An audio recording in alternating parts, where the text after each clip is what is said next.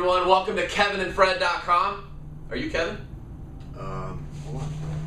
Well, wait. Oh, yeah, that's the tattoo on your legs. It's Kevin. I always thought it was weird when people tattooed their name on their legs or the rest of their body, but that's cool. I'm glad in case you ever wake up and you forget who you are. I forgot all about that. I just checked my phone. It said Kevin's phone. Yeah, he's Kevin. I'm Fred, and welcome to KevinandFred.com. So, hey guys, for those of you that did purchase our video marketing madness, I hope that you've gotten a ton of value on it. Would love to hear some of your feedback. For those of you that didn't, tough, too bad.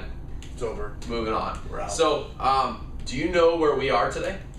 We are in the Miami, Florida area. Well, yeah, we're physically filming this video right now in Arizona, but today, as you're watching this video, we are in Miami, Florida, delivering short sales gone wild, and I'm excited about that. We're going wild for sure. There's no doubt about that. Yep. So here's the deal.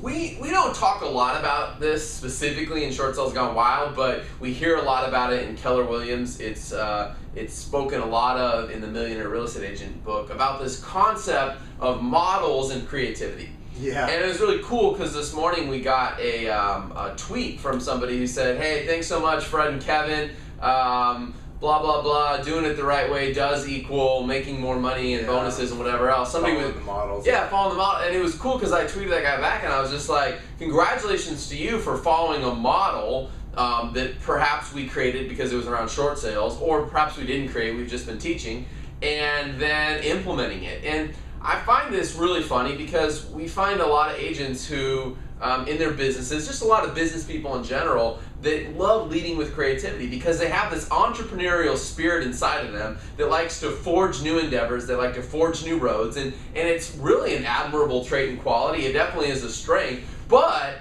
when overused, it can absolutely be a weakness. In fact, it can be the biggest weakness. It can be the downfall of an entire organization. Yeah, in fact, sometimes we see that not the most intelligent or bright or whatever you want to call it business person actually has a bigger, more profitable business. But that's because they're able to just follow directions and go, hey, there's a model here. I think I'll do this. I'll do these steps. I've always said that. Like, there's certainly, man, we know some really smart people. We've been able to interact some really with smart ones and meet some some not so smart ones that have incredible results. That have it's like the results are out of control, and it's like, well, gosh, I could do that. Yeah. I mean, it's just following the model. Following models, you know? But if you can't just do that, if you can't follow a model, then, success is going to be tough. It is. It's going to be tough. It's probably not even going to come, actually. Yeah. If it ever does, and it'll probably come at a very small level, as opposed to having a model to follow on. And, in a real estate, the model's very clear. It's very easy. It's been proved over and over again. Yep. It's simple, yet so many of us go, I want to do this way. I don't want to do this way. So we get into creativity because I've got all these cool ideas. I'm so creative, blah, blah, blah. I'll do this instead and I'll be better. When if you would just do the model correctly and work hard, you'd have more success faster. And understand, this is not a condemning conversation. Any of you out there that go, but I'm super creative and I like to create my own model. I'm creative no problem. Too. I love that but I'm going to tell you, some of the most successful people in our world are people that have just learned to follow the paths of other people, the other models, and then added their creativity on top of it. Yeah. Does that make sense? On top, not the foundation. I mean, everybody thinks how amazing and creative Steve Jobs is, right? Well, what did he do? He took a model that already existed in music and he just created something better with it. I mean, as far as iTunes and all that's concerned, that's really what turned Apple around. And I'm not taking any entrepreneurial things away from Steve Jobs or saying he's not a creative guy. That's not my point. No. But my point is that he just decided to do something better than everybody else by following a similar, simple model that other people before him